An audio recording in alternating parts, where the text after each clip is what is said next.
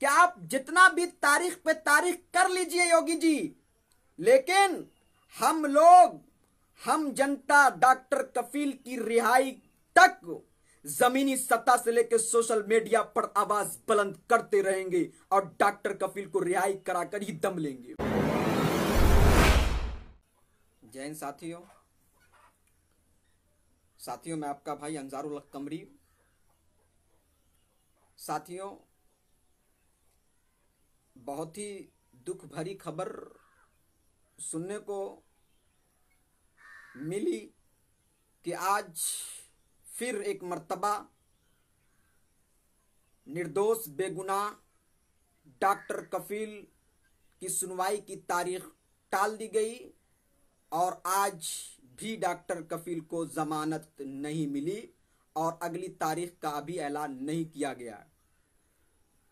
तथ्य क्या दिया गया, तर्क क्या दिया गया कि कोर्ट के अंदर कोरोना पॉजिटिव व्यक्ति मरीज मिले, संक्रमित व्यक्ति मिले हैं, जिसकी वजह से कोर्ट को सैनिटाइज किया जा रहा है। लेकिन ये कोई पहला मामला नहीं है, क्योंकि डॉक्टर कफील की सुनवाई को लेकर तारीख पे तारीख आखिर क्यों? जब देशवासी, हिंदुस्तान के हर अमन पसंद जो सेकुलरिज्म और जमहूरियत पर यकीन रखते हैं, संविधान पर यकीन रखते हैं, संविधान को मानते हैं, उसको एक आशा थी, उम्मीद थी कि आज निर्दोष डॉक्टर कफील को बेल जमानत मिल जाएगी, लेकिन आज भी नहीं मिलेगी, लेकिन नहीं मिली। लेकिन एक बात याद रहे कि आप जितना भी तारीख पे तारीख कर लीजिए योगी जी, लेकिन हम जनता डॉक्टर कफील की रिहाई तक जमीनी सत्ता से लेकर सोशल मीडिया पर आवाज बुलंद करते रहेंगे और डॉक्टर कफील को रिहाई कराकर ही दम लेंगे। क्या खेल बना कर रख लिया है? एक निर्दोष डॉक्टर कफील जो उत्तर प्रदेश के अंदर जब बीआरडी हॉस्पिटल में 11 अगस्त 2017 में बच्चे की जान जा रही थी ऑक्सीजन की कमी से, तो 12 से 1 बजे रात में वो व्यक्ति अपने गाड़ी से जाता है और ऑक्सीजन लाकर बच्चे की जान बचाने की प्रयास करता है। वही मसीहा बेगुनाह निर्दोष डॉक्टर कफील जब बिहार के अंदर चमकी बुखार से बच्चे मर रहे थे, तो डॉक्टर कफील उत्तर प्रदेश से अपनी टीम के साथ बिहार में आता है और बिहार के बच्चों की जान बचाने का काम करता है, इलाज करता है। बताइए, क्या बच्चों का इलाज करना, बच्चों की जान बचाना, समाज सेवा करना ये जुर्म है? आखिर जुर्म नहीं है तो आपने जेल के अंदर क्यों ठूस दिया डॉक्टर कफील को? आप कहते हो कि डॉक्टर कफील ने 12 दिसंबर 2019 में अलीगढ़ मुस्लिम यूनिवर्सिटी के अंदर भड़काऊ भाषण दिया, जबकि उसके साथ योगेंद्र यादव हैं, कहते हैं कि कोई भड़काऊ भाषण नहीं था। अरे भड़काऊ भाषण था तो आपकी पुलिस जो एसटीएफ गिरफ्तार करती है तो उसको फिर जमानत मिल जाती है। जमानत मिलने के बाद फिर उस पर एनएसए क्यों लगता है? और एनएसए लगता है 3 महीना के लिए। जब 12 मई को सुनवाई फिर होती है तो फिर तारीख टाल दी जाती है। फिर आज सुनवाई थी, आज कोरोना का बहाना देकर आज भी तारीख टाल दी। मतलब तारीख पे तारीख क्या क्या साबित होता है? कहीं ना कहीं डॉक्टर कफील को प्रताड़ित कर डॉक्टर कफील पर जुल्म सितम करके डॉक्टर कफील को जेल में रखकर कहीं ना कहीं डॉक्टर कफील को मारने की कहीं प्लानिंग तो नहीं है, क्योंकि देशवासी को खतरा हो रहा है, शक हो रहा है, डर हो रहा है, क्योंकि उसके मामा को मार दिया गया, उसके भाई को गोली से मार दिया, तो मुमकिन है डॉक्टर कफील को भी मार दिया जाए जेल के अंदर। अगर नहीं तो फिर डॉक्टर कफील को जल्द अज जल्द रिहाई करिए, क्योंकि उसका कोई कसूर नहीं है, कोई जुर्म नहीं है। आप कहते हो डॉक्टर कफील भड़काऊ भाषण देता है, बेशरम कहीं के, शर्म नहीं आती है? भड़काऊ भाषण देने वाले तुम्हारे पार्टी के अंदर, भाजपा के अंदर मौजूद है। कपिल मिश्रा को दुनिया जानती है और हिंदुस्तान ने देखा कपिल मिश्रा ने भड़काऊ भाषण दिया, अनुराग ठाकुर ने भड़काऊ भाषण दिया, रागिनी नागनी तिवारी नाम के करो ने भड़काऊ भाषण दिया, और जिससे दिल्ली दंगा कहीं ना कहीं जिसकी वजह से हुआ और दिल्ली पूरा खून खून हो गया, उस पर कोई कार्रवाई नहीं हुई, उस पर एक एफआईआर तक नहीं होती है, उस पर कोई उसकी गिरफ्तारी तो दूर की बात। और डॉक्टर कफील जो एक मसीहा है, फरिश्ता डॉक्टर है, जो समाज सेवा करता है, अपने पैसा से बच्चों की बच्चों का इलाज करता है, उसको आप जेल में ठूसने का काम करते हो और जेल से निकलने नहीं देते हो। निकलने की तारीख की बात आती है, उसे तारीख टलवा देते हो योगी ढोंगी जी। शर्म करिए। जितने भी अलतकारी बलात्कारी अपराधी लोग जो आपके हैं वो खुल्लम खुल्ला आजाद घूम रहे हैं और डॉक्टर कफील को जेल में ठूसे हुए हैं। क्या डॉक्टर कफील का जुर्म है? क्या मुसलमान होना जुर्म है इस देश के अंदर? डॉक्टर कफील का यही जुर्म है ना कि उसके नाम के आगे खान लगा हुआ, वो इस्लाम धर्म से ताल्लुक रखता है, वरना इसके अलावा तो कोई जुर्म नहीं दिखता है देशवासी को। बताइए। एक निजी कहीं ना कहीं ये दिख रहा है कि योगी कहीं ना कहीं दुश्मनी निकालकर योगी अपनी बदला की नीयत से डॉक्टर कफील को जेल में ठूसे हुआ जेल से निकालने का नाम नहीं ले रहा है और तारीख पे तारीख उसके साथ मसला पेश आ रहा है। लेकिन योगी जी ढोंगी जी कान खोलकर सुन लो कि तुम जो ये रणनीति चल रहे हो ना, सोची समझी साजिश के तहत जो लोकतंत्र पर तुम हमला कर रहे हो, संविधान की धज्जियां उड़ा रहे हो, अपराधियों को बेल बेकसूरों को जेल, रंगा बिल्ला सुन लो, जनता समझ रही है तुम लोगों का ये खेल। चाहे योगी हो, मोदी हो, अमित शाह जी हो ना, जो तुम सोची समझी खेल कर रहे हो ना, अपराधियों को बेल दिलवाते हो। वो देवेंद्र सिंह जो हिजबुल मुजाहिदीन के 3 आतंकियों के साथ पकड़ा जाता और उसे जमानत मिल जाती है, लेकिन एक बेगुनाह निर्दोष डॉक्टर कफील जो मसीहा है, फरिश्ता है, निर्दोष कहीं ना कहीं है, उस पर एक बेबुनियाद और फर्जी इल्जाम लगाकर उसे जेल में ठूसने का काम करते हो। साथ ही उस पर एनएसए लगा देते हो और कहते हो कि देश के लिए खतरा है। बताइए डॉक्टर से देश को क्या खतरा हो सकता है? देश को तो खतरा कपिल मिश्रा, अनुराग ठाकुर जैसे लोगों से है। और कहते हो डॉक्टर कफील अपराधी है। अरे हम कहते हैं अपराधी तो योगी आदित्यनाथ है, जिस पर सत्ता में आने से पहले तकरीबन 1 दर्जन केस थे। क्या उसकी जांच हुई? क्या योगी आदित्यनाथ पर भी कोई कार्रवाई होगी? क्या चिन्मयानंद पर कार्रवाई क्यों नहीं हुई, जो बच्चियों का यौन शोषण करता है? अरे वो कुलदीप सेंगर जिसने एक खानदान को खत्म कर दिया और एक बच्ची के साथ बलात्कार किया, अरे उस पर भी कोई भारी कार्रवाई क्यों नहीं होगी? जिस तरह से विकास दुबे का एनकाउंटर हुआ, क्या कुलदीप सेंगर का भी एनकाउंटर योगी सरकार, ढोंगी सरकार करवाएगी? नहीं करवाएगी। केशव प्रसाद मौर्य पर भी कोई कार्रवाई, उस पर भी तो केस चल रहे हैं। मतलब जितने भी अपराधी हैं वो भाजपा के अंदर मौजूद है, तो भाजपा के अंदर जैसे ही कोई जाता है उसके सारे पाप धुल जाते हैं और उस पर से सारे इल्जाम लग जाते हैं, इल्जाम हट जाते हैं। गोया के वो पाप उसके यानी भाजपा पार्टी एक वॉशिंग मशीन की तरह है, यानी भाजपा पार्टी में शामिल हुए सारे पाप धुल जाएंगे। अगर नहीं धुल जाते हैं तो बताइए, योगी आदित्यनाथ पर भी 1 दर्जन केस थे ना, उसकी भी जांच करवाइए और योगी आदित्यनाथ ढोंगी पर भी कार्रवाई हो। क्योंकि देश के अंदर संदेश जो चलता है भीमराव अंबेडकर के कानून से चलता और चलता रहेगा। जो नागपुर आरएसएस के हेडक्वार्टर से जो कानून बनता है ना, वो देश के अंदर नहीं चलेगा। संघी का विचार नहीं चलेगा देश के अंदर। अगर विचार किसी का चलेगा तो महात्मा गांधी, भगत सिंह, अशफाकुल्ला खान, वीर अब्दुल हमीद का विचार चलेगा और कानून चलेगा तो बाबा साहब अम्बेडकर का बनाया हुआ कानून चलेगा। ये संघी का बनाया हुआ कानून देश के अंदर नहीं चलेगा। जो तुम सोचते हो कि कहते हो कि लोकतंत्र की धज्जियां उड़ाकर ठोकतंत्र बनाना चाहते हो, कहते ठोक दो। क्या ठोक दे वाले देश में मतलब संविधान और न्यायालय की कोई जरूरत नहीं है? बताइए, ठोक दो का नतीजा यह है कि आपने एक विकास को मारा और विकास करने वालों को बचाने का आपने काम किया। मतलब ठोक दो। क्या ठोक दो वाले राज्य में न्यायालय प्रक्रिया की कोई जरूरत नहीं है। ठोक दो वाला राज नहीं चलेगा, लोकतंत्र वाला राज चलेगा, संविधान से देश चलेगा। योगी जी और ढोंगी जी, आप कान खोलकर सुन लीजिए। और कहां गई दलाला भड़वा मीडिया? कहां गई दोगली तवाइफ मीडिया? कहां गया सुधीर चौधरी? कहां गया अर्नब गोस्वामी? कहां गया दीपक चौरसिया जो मौलाना साद की गिरफ्तारी की बात कर रहा था? मौलाना साद के बारे में दीपक चौरसिया कह रहा था कि मरकज का मुजरिम, देश का बड़ा विलन, देश का गद्दार कहां है? उसकी गिरफ्तारी पर सवाल कर रहा था। कह रहा था कि जमात बहाना है, कोरोना फैलाना असल निशाना है। अरे दीपक चौरसिया बेशरम, दोगले, बीजेपी के दलाल एजेंट, अब बीजेपी के दफ्तर में बीजेपी के नेता जो 75 कोरोना पॉजिटिव पाए गए उस पर भी सवाल तुम उठाओगे? बताइए, जो 75 जो भाजपा के नेता कोरोना पॉजिटिव पाए गए, बताओ किस जमात से जुड़े हुए थे?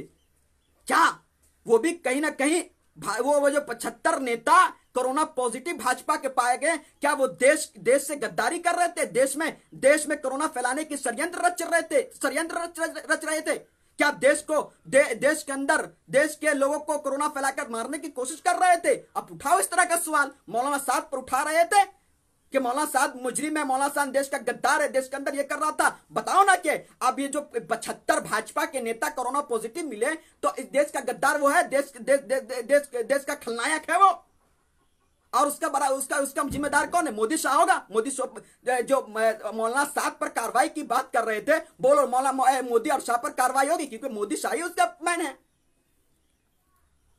बताओ यार, कोरोना वायरस जो एक बीमारी है, जो धर्म और जात देखकर नहीं बल्कि किसी के भी हो सकती है, लेकिन ये दीपक चौरसिया, अर्नब गोस्वामी यानी इस तरह से जमाती लोगों को घेर रहे थे।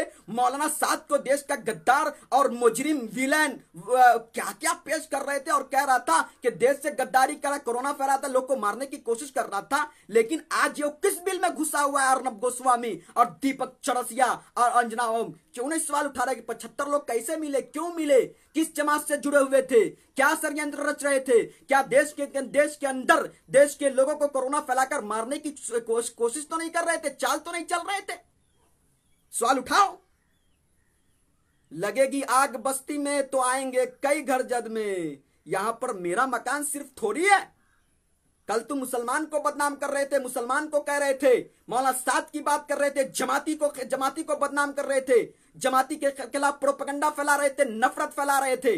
आज भाजपा के खिलाफ फैलाओ। भाजपा के जो 75 नेता मिले हैं, कहो ना मोदी शाह पे कार्रवाई करने, मोदी शाह उसका मैन है। कहां गया गोबर भक्त, अंधभक्त, पाखंडी लोग, जो मोदी के अंधभक्ति में इस तरह मगन रहता है और भक्ति का नशा उस पर इस तरह सवार है कि वो बीमारी को भी जात और धर्म का रूप देकर एक धर्म को बदनाम करने लग जाते हैं।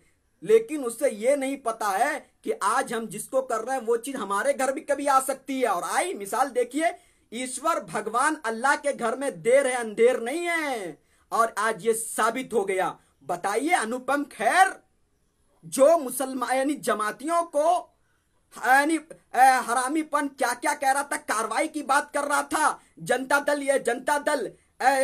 दल का नेता यानी नीतीश की पार्टी के जो अजय आलोक है, वो जमाती लोगों को शूट एंड साइट यानी मार देने का ऑर्डर देने की सरकार से मांग कर रहा था। बताओ कि अजय आलोक कहां गया, कमीने कहीं के, बेशरम कहीं के। अब जो तुम्हारे घर में तुम्हारी बीवी, तुम्हारा बेटा बेटी जो कोरोना वायरस से संक्रमित है, कोरोना वायरस के अंदर उसको भी शूट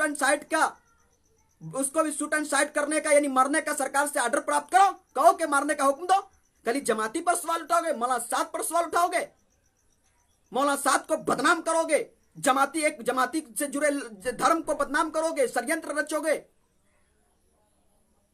बताए मतलब देखिए कितना जल्दी इन लोगों को मानी अल्लाह ने, ईश्वर ने, भगवान ने इन लोगों को दिखा दिया कि तुम जिस धर्म के खिलाफ षड्यंत्र रच रहे थे, साजिश रच रहे थे, नफरत फैला रहे थे, आज वो बीमारी तुम्हारे घर में भी, तुम्हारे घर तक पहुंच गई और तुम लोग उस बीमारी से जूझ रहे हो। इसलिए हम कहे थे कि बीमारी जात और धर्म को देखकर नहीं आती है, बीमारी एक बीमारी होती है जो किसी को भी पकड़ सकती है। इसमें इसको जात और धर्म से आप ना जोड़िए। हम कुछ भी हो, लेकिन ये दलाल, दोगली, बेशरम तवाइफ मीडिया जो रात दिन मोदी की चाटुकारिता करती है, मोदी की दलाली करती है, मैं तो हमेशा कहता हूं और मैं सोचता हूं कि ये जो अर्नब गोस्वामी, दीपक चौरसिया, अंजना ओम, रूबिका लियाकत, मैं जाति व्यक्तिगत मैं इसको पत्रकार नहीं मानता हूं, मैं इसको मीडिया कर्मी का स्तंभ नहीं मानता हूं, मैं इसे मोदी का प्रवक्ता मानता हूं, भाजपा पार्टी का प्रवक्ता मानता हूं, जो भाजपा पार्टी का पक्ष रखती है न्यूज चैनल डिबेट में आकर। इसलिए मैंने व्यक्तिगत मैंने व्यक्तिगत दीपक चौरसिया और ए अर्नब गोस्वामी, अंजना ओम कश्यप और सुधीर चौधरी, रूबिका लियाकत जैसी दलाल भड़वा पत्रकार को मैंने देखना छोड़ दिया है। मैं देश हित में मैं उस पत्रकार की पत्रकारिता को देखता हूं और सुनता हूं जो देश हित में बात करता है, लोकतंत्र के मजबूती के लिए बात करता है, जो निष्पक्ष पत्रकारिता करता है। पत्रकारिता जगत के दलाल और भड़वे पत्रकार को मैंने देखना बंद कर दिया और मैं सारे देशवासी से अपील करता हूं कि नफरत फैलाने वाले, देश को कमजोर करने वाले, खोखला करने वाले, देश को तोड़ने की बात करने वाले दलाल और भड़वे पत्रकार को देखना बंद कीजिए जो नफरत फैलाते हैं। बताइए, अमिताभ बच्चन को कोरोना होता है और वो नाश्ता करता है तो कहता नाश्ता, अमिताभ ने नाश्ता किया, अमिताभ ने ये किया, अमिताभ को अच्छी नींद आ रही। अरे क्या यही बाकी रह गया था पत्रकारों के लिए? क्या यही न्यूज बाकी रह गई थी और कुछ नहीं बाकी था? अरे अमिताभ बच्चन बीमार हुआ है, वो तो इतना बड़ा मालदार, इतना बड़ा पैसा वाला है, इतना बड़ा प्रॉपर्टी वाला है, वो ठीक हो जाएगा। अरे उसकी भी तो बात करो जो 8.5 लाख गरीब मजदूर बेसहारे लोग जो कोरोना से जूझ रहे हैं, वो लोग की भी तो कहीं बात कर लो।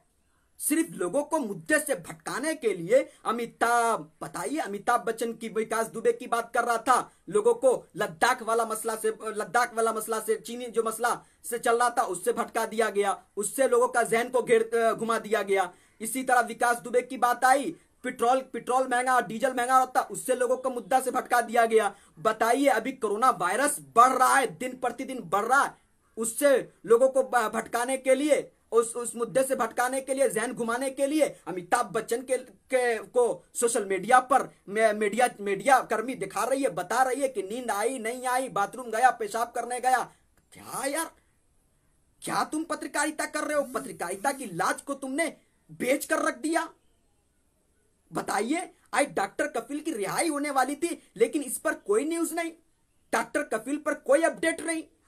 मैं तो देख रहा था, कोशिश कर रहा था कि मीडिया कर्मी कोई डॉक्टर कपिल पर कोई न्यूज देंगे, अपडेट देंगे, मैं इंतजार में था, लेकिन एक भी कोई मीडिया कर्मी ने, मीडिया के लोगों ने डॉक्टर कपिल पर कोई न्यूज नहीं दिया। मतलब ये लोग सिर्फ और सिर्फ दलाली और चाटुकारिता करेंगे और देश हित में बात नहीं करेंगे बल्कि मोदी हित में बात करेंगे। इसलिए मैं देश हित में पत्रकारिता करने वालों की पत्रकारिता को देखता हूं और सुनता हूं। मोदी हित में जो सिर्फ मोदी हित में बात करेगा, मोदी हित में बात करता, मोदी की दलाली करता, मैं ऐसे पत्रकार को नहीं देखता हूं। मैं ऐसे पत्रकार का बायकॉट करता हूं और बायकॉट करे रहूंगा। और आप लोगों से भी अपील करता हूं कि दलाल भड़वा मीडिया कर्मी जो मोदी की चाटुकारिता में मगन है, देश हित में बात न करके सिर्फ और सिर्फ केवल मोदी हित की बात करता, उसका बायकॉट कीजिए। और चंद निष्पक्ष पत्रकार, चाहे रवीश कुमार, पुण्य पर्सन वाजपेयी, अभिषार शर्मा और अभी जो संदीप चौधरी हैं, उसको देखिए और इन लोगों का हौसला बढ़ाइए और इन लोगों की हौसला अफजाई करके उनको बढ़ावा दीजिए और दलाल पत्रकार का बायकॉट कीजिए। जिस तरह से नेपाल ने दलाल पत्रकार के पत्रकारिता को बैन, रिपोर्टिंग को बैन लगा दिया नेपाल के अंदर, के हिंदुस्तान के अंदर हिंदुस्तान की मीडिया की रिपोर्टिंग नहीं चलेगी क्योंकि वो लोग नफरत फैलाते। तो जब गैर मुल्क को इन लोगों के गलत प्रोपेगेंडा और नफरत की बात समझ में आ सकती है कि ये लोग भड़काते हैं, नफरत फैलाते हैं, प्रोपेगेंडा फैलाते हैं, तो फिर हम लोगों को क्यों नहीं समझ में आता कि हम लोग इन लोगों का बायकॉट करें।